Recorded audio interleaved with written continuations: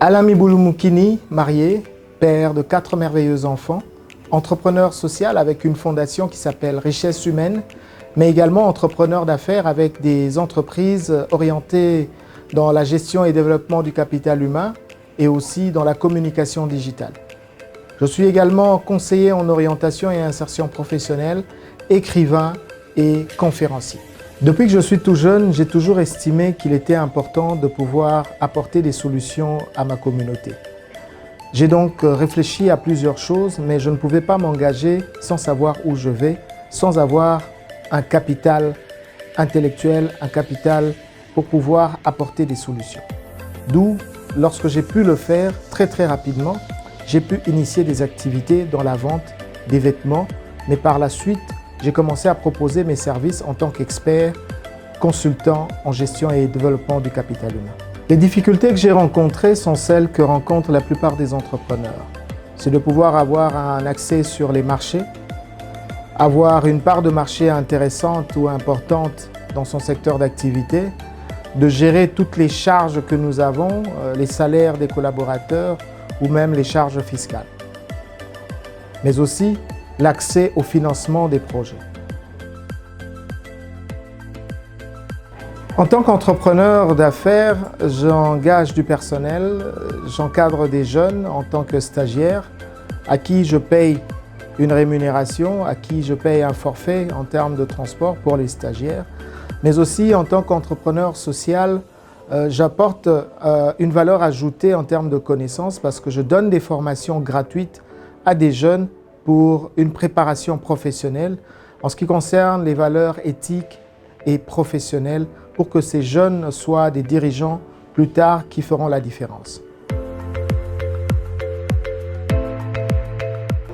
Pour moi, la jeunesse occupe la place la plus importante à ce jour, sans vouloir négliger la vieillesse, qui est synonyme de sagesse. Mais je pense que le dynamisme de la jeunesse doit pouvoir profiter au développement de notre pays dans tous les aspects sectoriels, au niveau du social et au niveau de l'économie et dans les 2 autres domaines. Donc il est impératif que le gouvernement et toutes les parties prenantes concernées par le développement social et économique s'impliquent davantage dans le développement, l'encadrement et la formation de la jeunesse. Être entrepreneur, c'est un peu comme un explorateur. On ne sait pas où on va, on ne sait pas qu'est-ce qu'on va découvrir, mais c'est cette passion, cette volonté de découvrir des choses nouvelles, de créer, de concevoir, de rédiger des projets et de voir leur matérialisation. Ce sont des rêves qui devront se réaliser et c'est cette satisfaction finale qui passionne, qui donne cet engouement. Je suis très flatté parce que très souvent quand je vais dans des activités, dans des manifestations, je rencontre souvent des jeunes qui m'interpellent en m'appelant coach. Être un modèle dans ce pays est devenu quelque chose de très rare parce que nous sommes en manque de modèles, en manque d'exemples, en manque de valeurs.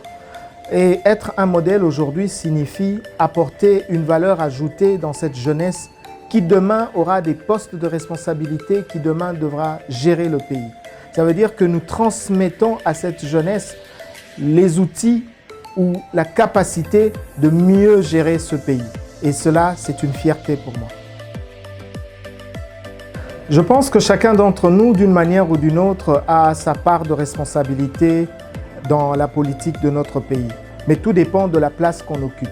Il y en a qui veulent être ministres, il y en a qui veulent être mandataires, mais il y en a aussi qui préfèrent être dans la stratégie. Et je pense qu'à ce niveau, c'est là où moi je me trouve. Je n'ai pas besoin d'être acteur politique connu pour pouvoir travailler pour mon pays. Je suis fier d'être dans la position que j'ai aujourd'hui et de pouvoir apporter ma part, apporter ma petite pierre à l'édifice.